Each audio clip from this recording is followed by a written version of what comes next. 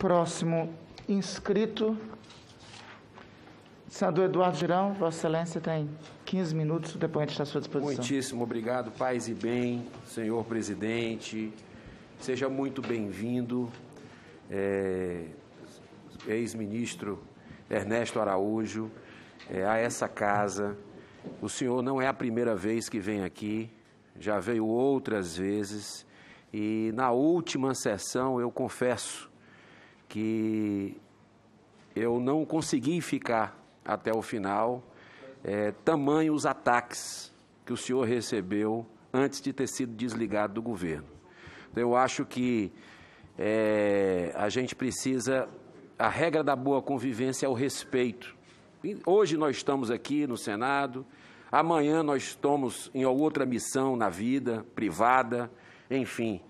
Mas eu acho que nada justifica que a gente possa agredir as pessoas, como eu vi o senhor na última sessão aqui, não dessa vez eu até reconheço o tratamento do senador Renan Calheiros, tratamento mais polido, né, nessa sessão, mas eu vejo que essa CPI está enveredando por um caminho um pouco preocupante, realmente, né?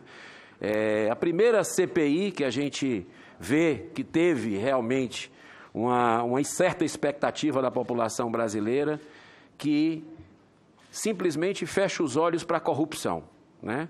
Que é um valor fundamental do povo brasileiro, o combate à impunidade, à corrupção, e até agora é a terceira semana de oitivas e a gente espera, cobra, que possamos rastrear aí os bilhões de reais enviados de verbas federais para estados e municípios, no meu requerimento, assinado por 45 senadores, apensado com o requerimento do senador Randolfo Rodrigues, mas que até agora é ignorado por essa comissão, e o povo brasileiro quer uma resposta com relação a isso, né?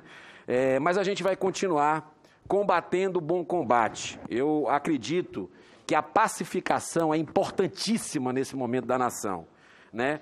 O diálogo, existe muita intolerância de um lado e de outro, né? Intolerância é uma marca que está muito forte hoje. Nós somos, como eu disse aqui no início, um povo, uma nação. Precisamos conviver entre irmãos, né? E a gente percebe que ainda existe uma guerra obsessiva aqui nessa casa, visando um projeto de poder, né? Para mim, com todas as críticas que eu tenho ao governo, ao presidente da República, ainda não aceitaram que ele venceu a eleição, né? E que isso está ficando em segundo plano, nesse momento, qualquer tipo de análise mais aprofundada do que tem acontecido no país. Eu vejo, com todo o respeito a quem pensa diferente, muita hipocrisia. Quando a gente aponta um dedo, eu aprendi isso, né? Quando a gente aponta um dedo, tem 3 dedos voltando para a gente. É o julgamento.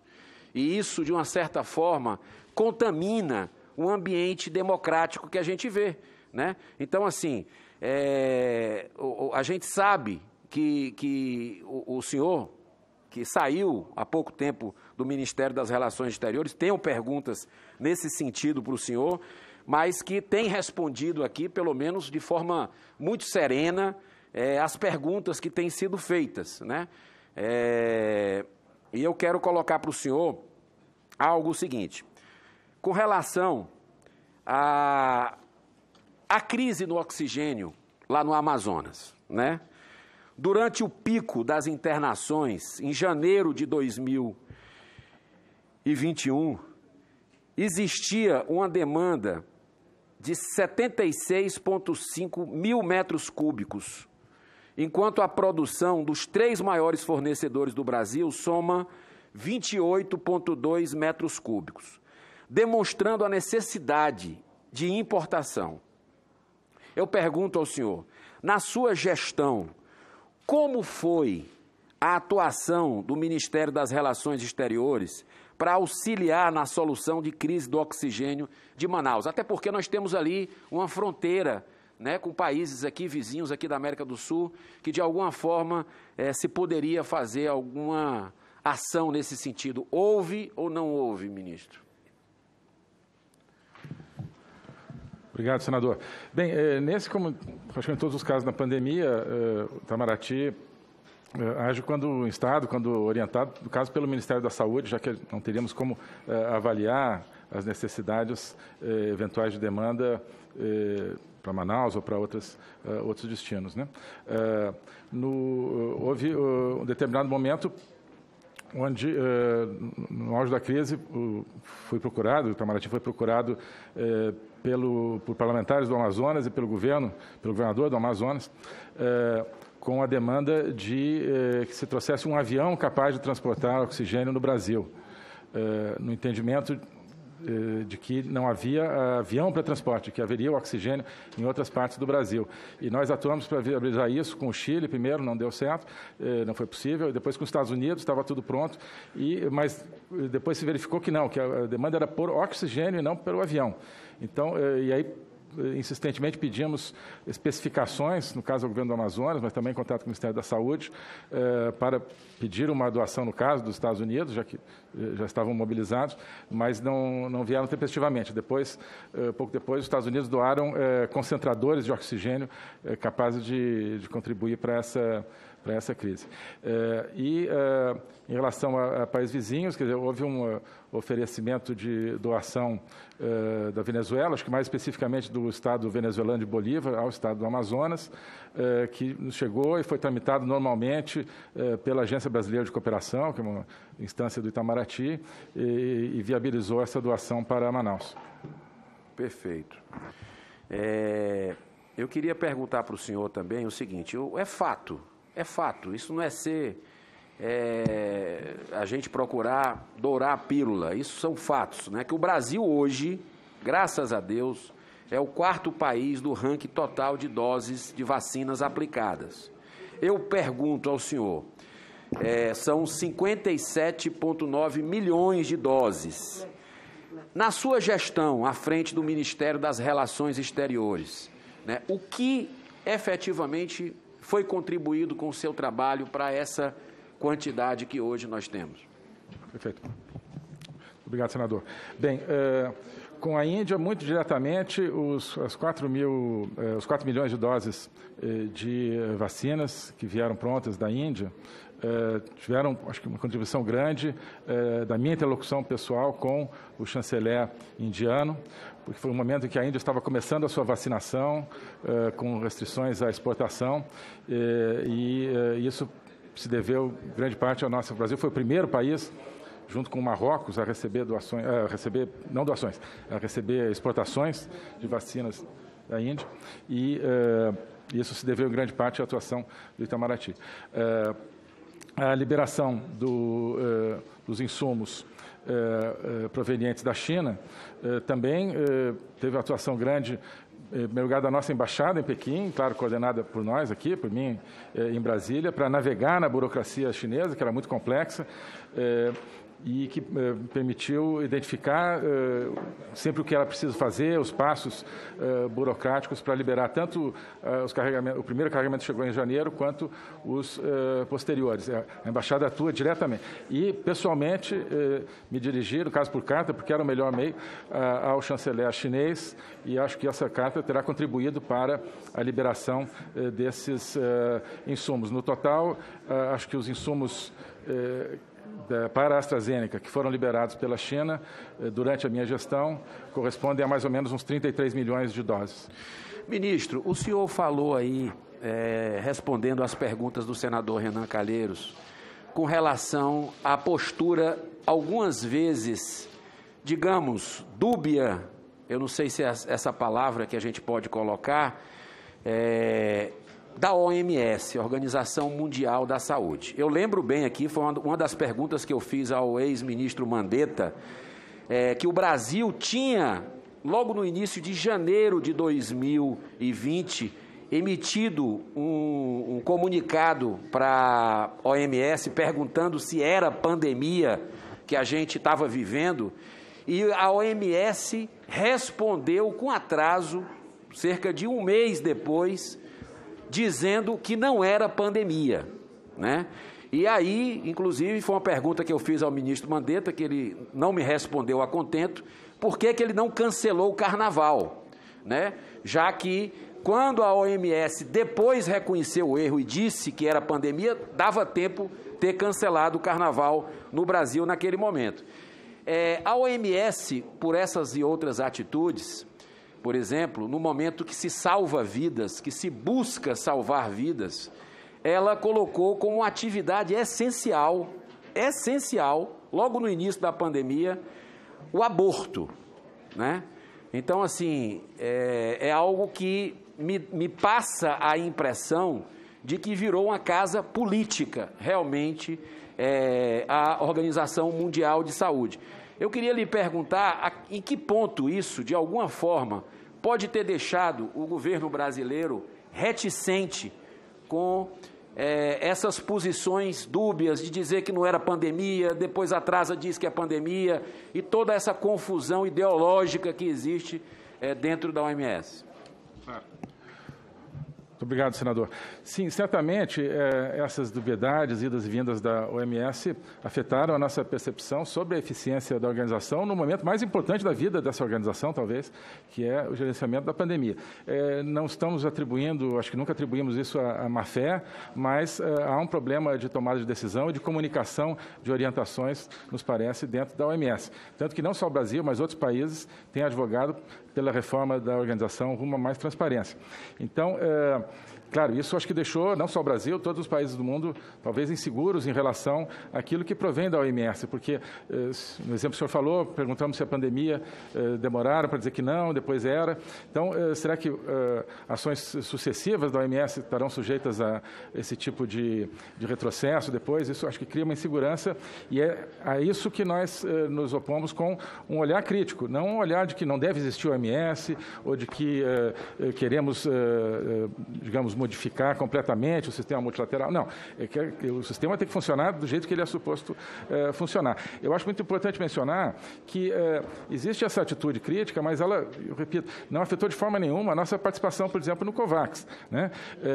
Ela nos fez tomar mais atenção, evidentemente, para o COVAX naquele momento. É bom lembrar que o COVAX é algo que nós despendemos dinheiro, despendemos recursos públicos, né?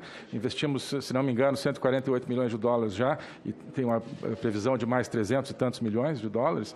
Então, não é simplesmente nos colocar como um receptor, nós contribuímos, então temos responsabilidade, temos uma responsabilidade maior ainda em verificar o que era aquela iniciativa, qual seria a sua governança, assim como outros países também, né? Então, e nenhum país pulou no primeiro dia para assinar, mesmo porque não havia ainda o modelo de contrato. Todos os países quiseram analisar isso, diante da importância da iniciativa e diante também desse histórico da OMS, mas embarcamos nisso.